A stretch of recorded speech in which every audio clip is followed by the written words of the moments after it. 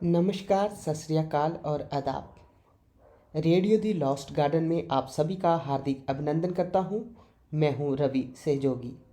दोस्तों, जैसा कि आपने टाइटल जानकर आपको क्लियर हो गया होगा कि आज का जो विषय है बहुत ही बढ़िया होने वाला है। जी हाँ, हमें जो है भोजन जो है कब और कैसा करना चाहिए, और मोम से जानेंगे कि हमें जो है भोजन जो राइट भोजन है वो क्या है, हमारे लिए कैसा करना चाहिए।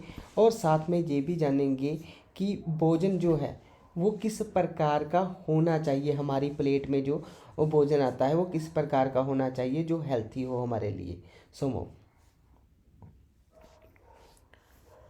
आप सबको नमस्कार, आदाब और सत श्री अकाल। क्या कहूँ, खाने के हम भी बहुत शौकीन हैं। अलग अलग तरह का, अलग अलग मुल्कों का खाना, और कैसे इंसान खाने को स्वादिष्ट बना देता है।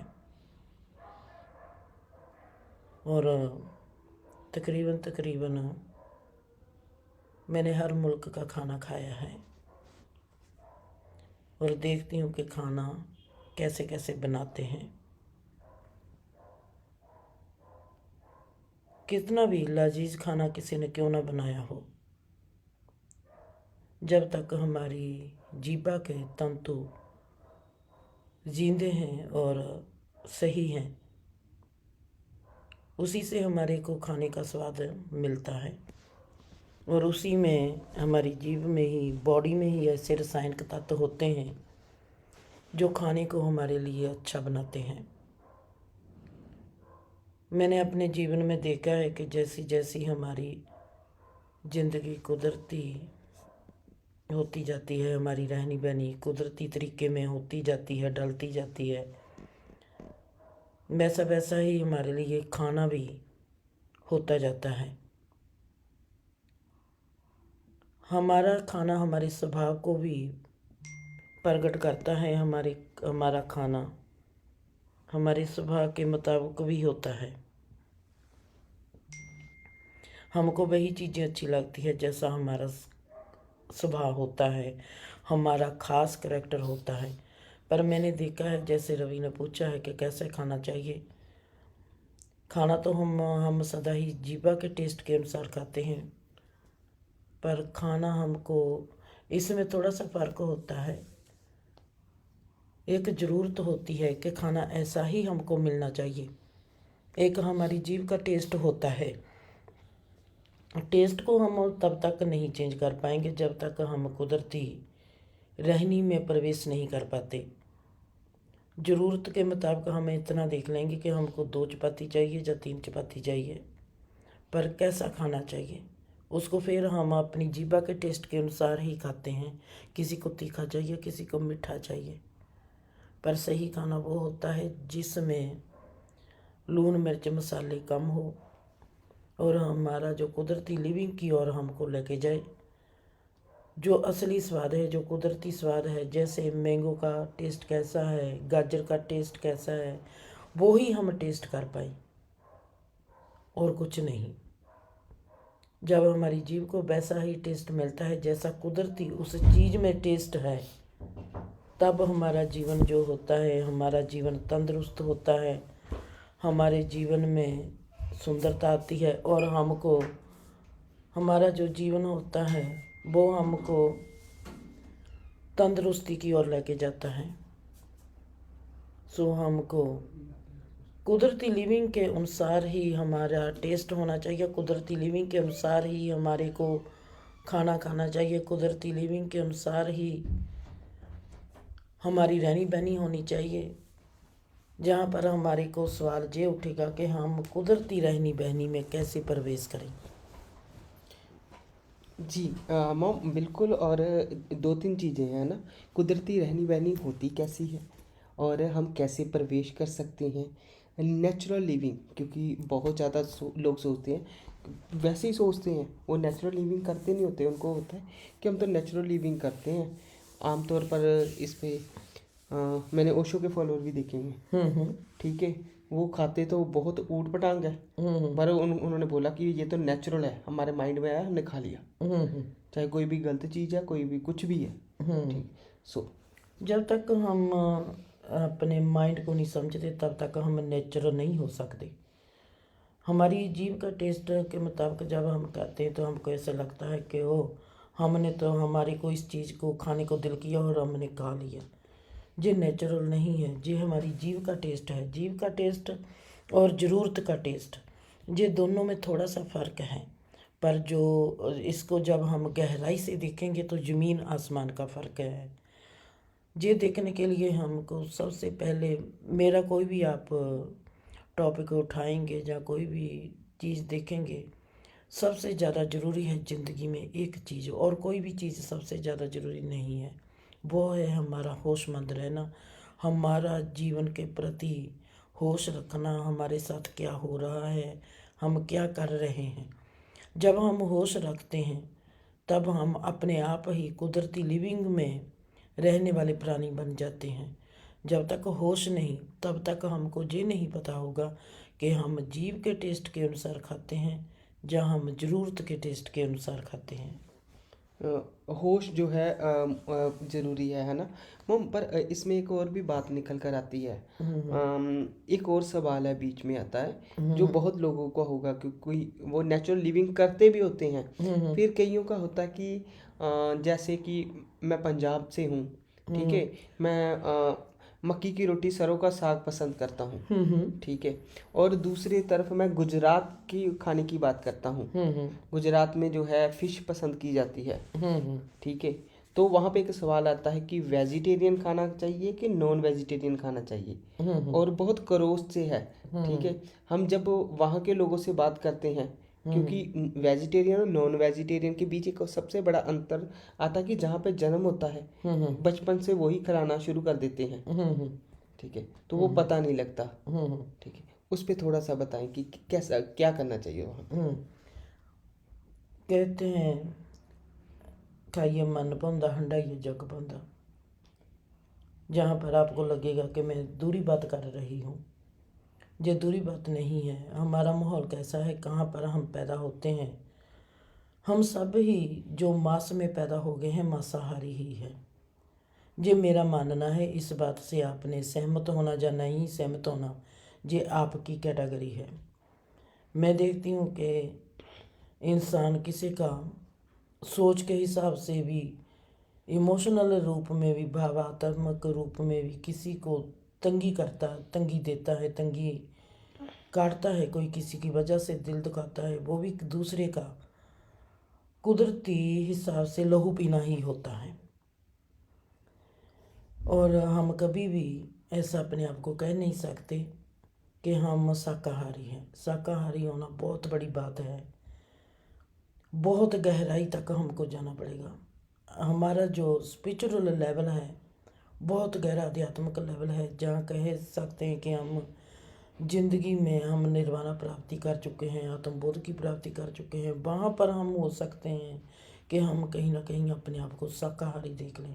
जब तक हम मांस में हैं, हम कीटाणुओं में रहते हैं, कीटाणु हमारे में आते हैं, कीटाणु हमारे में झड़ते हैं, सांस के द्वारा, किसी भी चीज़ के द्वारा, जहाँ हम इमोशनल के द्वारा भी एक दूसरे को बहुत काटते हैं, विचारों के द्वारा भी काटते हैं, एक दूसरे का दिल दुखाते हैं। ये सब तनाव, दुख, रोग, एवरीथिंग ये सब मांसाहारी में ही आता है। जब तक हम संसारी जीव हैं तो हम मांसाहारी ही हैं, चाहे हम किसी का मांस खाएं चाहे ना खाएं। बहुत गहराई में आपसे बात करती हूँ जो मैं, और शाकाहारी होना बहुत ही मुश्किल है। शाकाहारी सिर्फ वो ही इंसान है जिसने जीवन की गहराई को और ऊंचाई को पा लिया हो और वो अपने आत्मबोध से भरा हुआ हो। सिर्फ वो शाकाहारी हो सकता है और कोई भी नहीं, चाहे वो मीट खाता है चाहे नहीं खाता। और जहाँ पर जैसे भी माहौल में हम रहते हैं वहाँ पर भोजन की परमात्मा ने क्या कैटेगरी रखी है, वहाँ का भोजन का स्टाइल कैसा है, क्या चीज़ वहाँ पर मिलती है। अगर वहाँ पर गुजरात में मछली मिलती है तो वहाँ का नेचुरल लिविंग स्टाइल मछली खाना है। तो अगर पंजाब में फ्रूट मिलता है तो पंजाब का फ्रूट है। मैं नहीं कह सकती कि इन्वायरमेंट देख के जो भी हमारे को मिलता है हम वैसा खाते हैं, पर खाते कैसे हैं उसको, हमारा भाव कैसा है। हमारा भाव मांसाहारी है जहाँ हमारा भाव शाकाहारी है। हम किस भाव से खाते हैं उस भाव से ही हमारे को जीवन का, जीव का और हमारे खाने का टेस्ट आता है और अपनी ज़िंदगी का टेस्ट आता है। बस सदा ही ये देखना है कि हमने जीव के स्वाद के अनुसार नहीं खाना, हमने ज़रूरत के हिसाब से खाना है। यही है मेरा, तो सिर्फ मैंने तो यही सीखा है और यही देखा है अपने आप में। मम जहाँ पे एक बात फिर मेरे को करनी पड़ेगी ओशो की। ओशो ने भी कुछ ऐसा ही करीब से बात निकली थी, बहुत करीब से। आपने बोला कि कोई व्यक्ति जो है किसी को दुख पहुंचाता है, ठीक है, वो भी मांसाहारी है। किसी को तनाव देता है वो भी मांसाहारी है। किसी का खून पीता है वो भी मांसाहारी है, ठीक है। शाकाहारी वो ही हो सकता है जो स्पिरिचुअल है, जो परमात्मा की गहराई को उपलब्ध है, ठीक है। फिर और साथ में ही आपने बात की कि अगर गुजरात में है जहाँ का नेचुरल फूड जो मछली है, तो वो मछली खाएगा। तो यहाँ पर क्या हो जाता है कि ऐसी ही बात थोड़ी सी करीब की ओशो से निकली थी। और ओशो के करीब तकरीबन जो फॉलोअर थे, जो पंजाब में भी रहते थे, जिनका एनवायरनमेंट था कि कभी भी मीट नहीं खाना, वो भी मीट खाने लग गए उल्टा। मीन्स की बात जब पास से निकलती है। और दूसरी तरफ जब मैं ओशो के आश्रम में पहुंचा था, तो यही बात मेरे को बोली गई है ना कि कुछ भी खा, ठीक है ना। मैंने बोला कि मैं आपके सामने बैठ के नहीं खाऊंगा आप नॉन वेज खा रहे हो, मैं नहीं खाऊंगा, मैंने खाना नहीं खाया।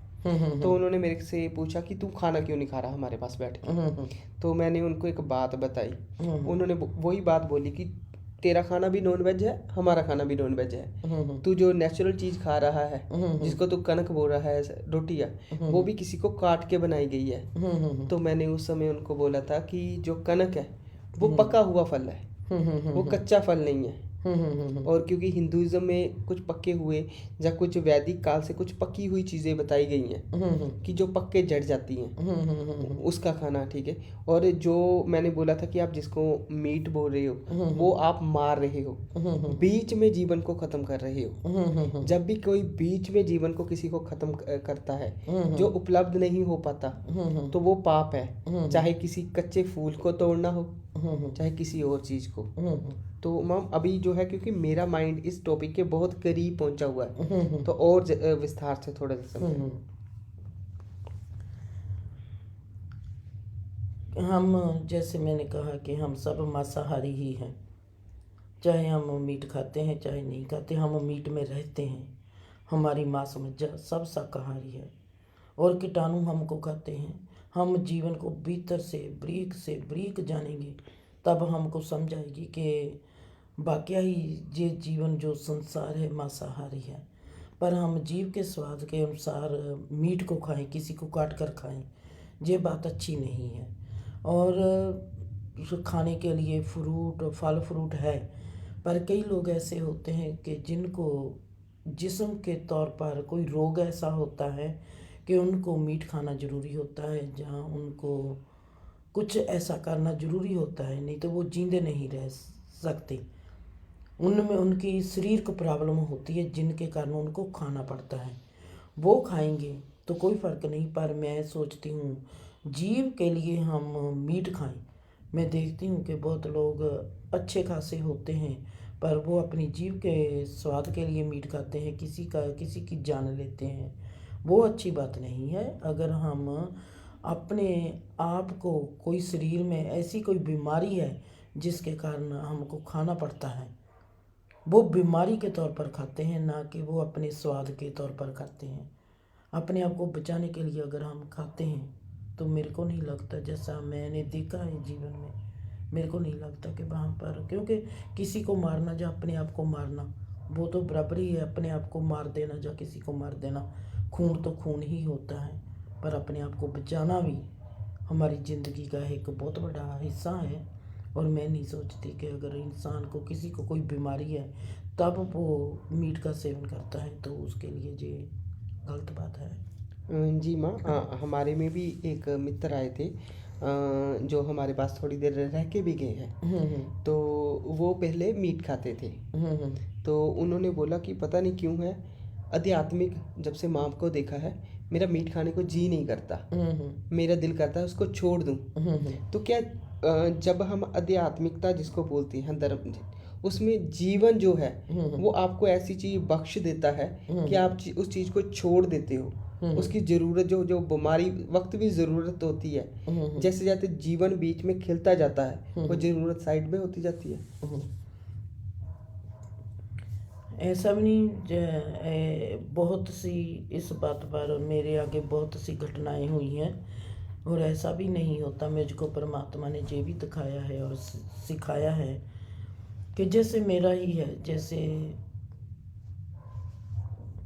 जैसे मैंने जीवन में देखा है और जाना है कि लोग बहुत कुछ कहते हैं, पर मैं जहाँ पर सिर्फ रवि यही कहूँगी कि जो जीव के स्वाद के लिए खाता है, चाहे वो फ्रूट है चाहे वो मीट है, वो गलत है। कोई भी अपनी ज़रूरत के अनुसार खाता है वो ठीक है। जी हाँ, और बेहद ही खूबसूरत टॉपिक रहा। और जाते जाते एक बात बता रहा हूँ, मैं कैसे खाना खाता हूँ। मैं अपने खाने पे, क्योंकि ये मॉम ने माहौल दिया है, मैं कभी भी रोटी खाता हूँ तो रोटी खाने वक्त उस किसान का, उस अनाज का, उसके लिए परमात्मा से दुआ मांगता हूँ और खुद जो है उसके लिए आभारी रहता हूँ कि उसने मेरे लिए अनाज पैदा किया, उसने उस अनाज के कारण मेरा जीवन चलता है। उस अनाज को जो है मैं धन्यवाद भेजता हूँ, और साथ में जो है जिस किसान ने वो पैदा किया उसका भी धन्यवाद करता हूँ। इसी के साथ दोस्तों बने रहे रेडियो दी लॉस्ट गार्डन पर, ऐसे ही टॉपिक और आते रहेंगे। धन्यवाद।